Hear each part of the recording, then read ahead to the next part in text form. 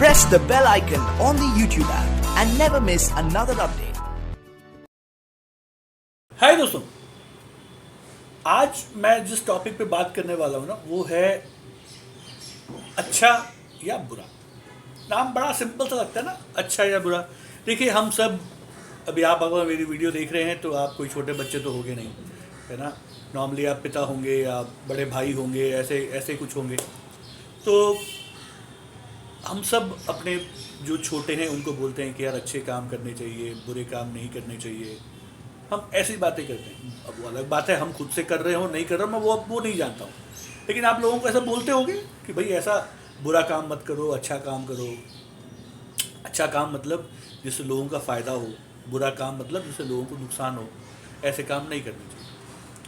अच्छा, आप मान लो जैसे आपने घर में एक किराएदार रखा। किराएदार आपके घर पे आया और उसने आपको बोला कि साहब मैं आपको यहाँ रहने का 20,000 रुपये महीना दूंगा। कितना? 20,000 रुपये। अच्छा, उस एरिया की जो प्राइस थी वो कुछ 10,000 रुपये की थी। लोग 10,000 के भाड़े पे रहते थे और उन्होंने आपसे कहा कि भैया मैं आपको 20,000 रुपये दूंगा। तो आपको लालच आ गया, भाई ठीक है।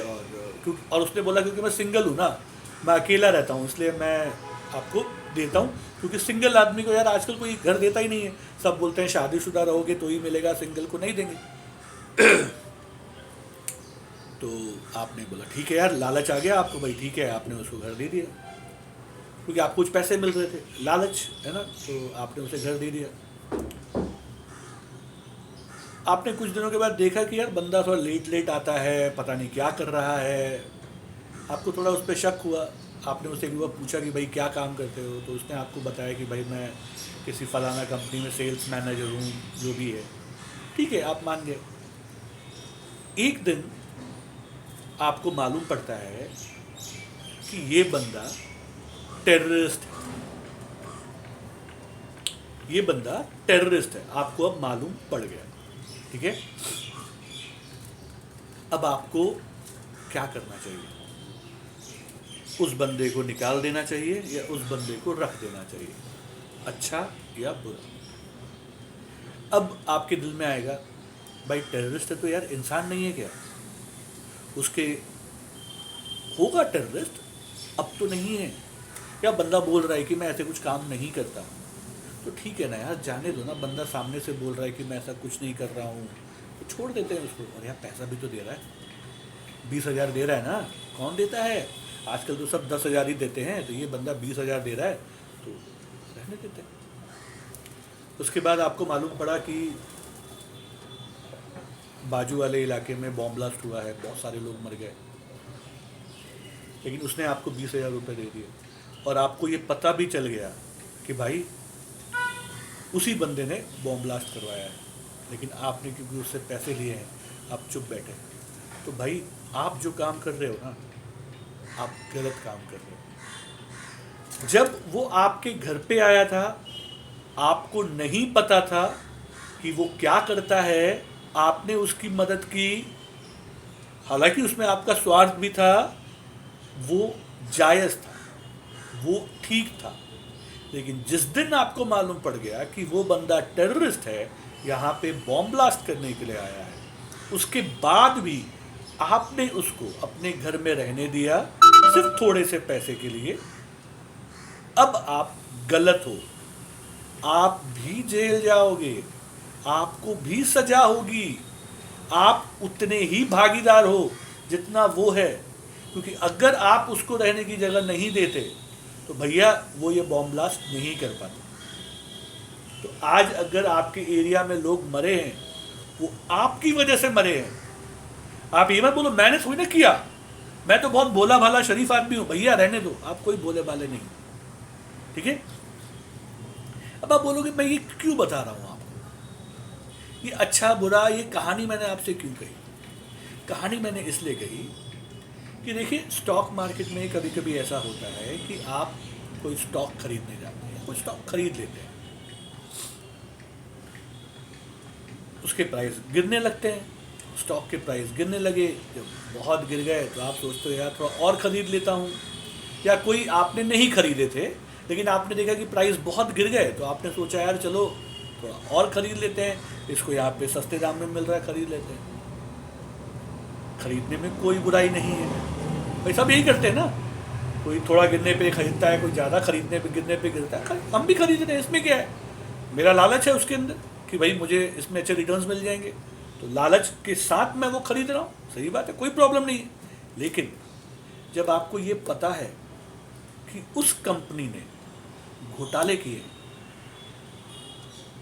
उस कंपनी में फ्रॉडरी हुई है, वो जानने के बाद भी आप अगर उसे खरीद रहे हैं, आप अच्छा काम नहीं कर रहे हो दोस्त, आप बुरा काम कर रहे हो। आप इस गलत चीज को सहमति दे रहे हैं कि हाँ मैं सहमत हूं वो काम करने के लिए, पैसा मिल रहा है ना, जान दे मैं करूंगा।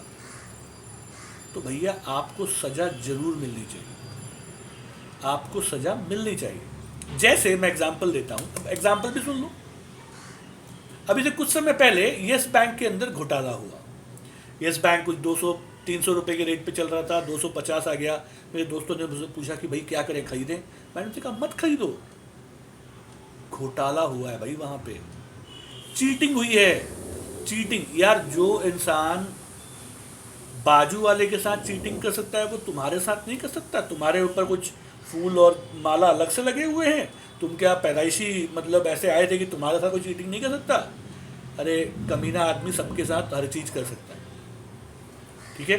तो जब वो उसके साथ कर सकता है तो तुम्हारे साथ भी कर सकता है। जिसने उस पर भरोसा किया, जिसने अपने पैसे लगाए उस कंपनी पे, उन्होंने उनके साथ चीटिंग की, तो तुम कौन सी खेत की मूली हो यार, तुम्हारे साथ भी वही करेगा। कुछ लोगों ने मेरी बात मानी, कुछ लोगों ने मेरी बात नहीं मानी। It came down till 5 rupees, 5 रुपए तक आ गया, ठीक है। अब आप बोलोगे अरे सर लेकिन अब तो देखो प्राइस ऊपर जा रहा है। जी बिल्कुल ऊपर जा रहा है, क्योंकि वो पूरा मैनेजमेंट बदल दिया। अब यस बैंक का जो मैनेजमेंट है, जो लोग पहले काम कर रहे थे, जो लोग गलत थे, वो पूरे हटा दिए, सारे इन्वेस्टर्स चेंज हो गए, सब कुछ बदल गया। अब यस बैंक ऊपर जाएगा, लेकिन अब कोई लेगा नहीं, अब कोई लेगा नहीं, लेकिन उसको जाने में टाइम लगेगा, क्योंकि पुराना आदमी जो है वो यस बैंक में पैसा नहीं लगाएगा। आप लगाओगे? नहीं लगाओगे, क्यों? आपको मालूम है वहाँ घपला हुआ, आप अपना पैसा नहीं रखोगे। मैं अपने एफडी क्यों करूँ वहाँ पे, मैं अपना सेविंग अकाउंट क्यों रखूँ वहाँ पे? घपला है यहाँ पे यार, मैं नहीं करूँगा। न्यू जनरेशन आएगी, जो भी पास आउट होके आ रहे हैं, नया नया जॉब मिल रहा है, वो अपना वहाँ पे अकाउंट ओपन कर, उन्हें पता ही नहीं है क्या हुआ क्या नहीं हुआ, लेकिन टाइम लगेगा, उसको ऊपर आने में टाइम लगेगा। और लोगों के पास बहुत ऊपर के पैसे वैल्यू पे शेयर्स पड़े हुए हैं, तो जैसे ही प्राइस ऊपर आएगा उन लोग अपना बेचना स्टार्ट करेंगे, तो क्या होगा कि मतलब एक सप्लाई हमेशा बनी रहेगी। तो it will take time, but yes bank आने वाले टाइम में आपको काफ़ी अच्छा ग्रो करता दिखेगा। तो कहने का मतलब अच्छी चीज़ पे दाव लगाइए, बुरी चीज़ पे ना लगाइए। अब ये प्रेजेंट कॉन्टेक्स्ट में कहाँ फिट बैठ रहा है? ये प्रेजेंट कॉन्टेक्स्ट में फिट बैठ रहा है पेटीएम। देखिए पेटीएम 2100 पे आया था, वहाँ से इसमें गिरावट आई। काफ़ी गिरने के बाद मैंने भी मेरे टेलीग्राम चैनल पे उसके बारे में कहा था कि आप पेटीएम ले लीजिए, मुझे पेटीएम अच्छा लगता है, इन लेवल्स पे मुझे काफ़ी अच्छे लगते हैं और आप यहाँ पे पेटीएम ले लीजिए। तो हमने पेटीएम लिया। पेटीएम के अंदर मेरे फर्स्ट टारगेट थे, सेकंड टारगेट थे, दोनों हिट हो गए। और उसके बाद मैंने कहा था कि शॉर्ट टर्म मीडियम वाले वहाँ से निकल जाएँ, अगर कोई लॉन्ग टर्म वाला है तो वो वहाँ पर बना रह सकता है। ये हमारा व्यू था पेटीएम के ऊपर। लेकिन उसके बाद जब वो 800 रुपये तक गया और उसके बाद फिर वहाँ पे एक ज़बरदस्त गिरावट आई और ख़बर आई मार्केट में कि भैया पेटीएम पेमेंट बैंक्स के अंदर घोटाले हुए हैं। एक ही पैन कार्ड पे कम से कम 1000 अकाउंट है, एक पैन कार्ड पे 1000 अकाउंट है। ये पॉसिबल है? कस्टमर आईडी आपके पैन कार्ड और मोबाइल नंबर से लिंक रहता है, तो इतने सारे कैसे? मतलब कंपनी इंटरनली इन्वॉल्व थी उसके अंदर वो काम करने के लिए। किसके लिए? पैसा मिल जाए यार, लालच, कंपनी का लालच। पेटीएम बैंक अभी अपने आप को ग्रो कर रहा था, भाई जो भी अकाउंट खोल रहा है चलो आने दो ना यार, आने दो ना यार।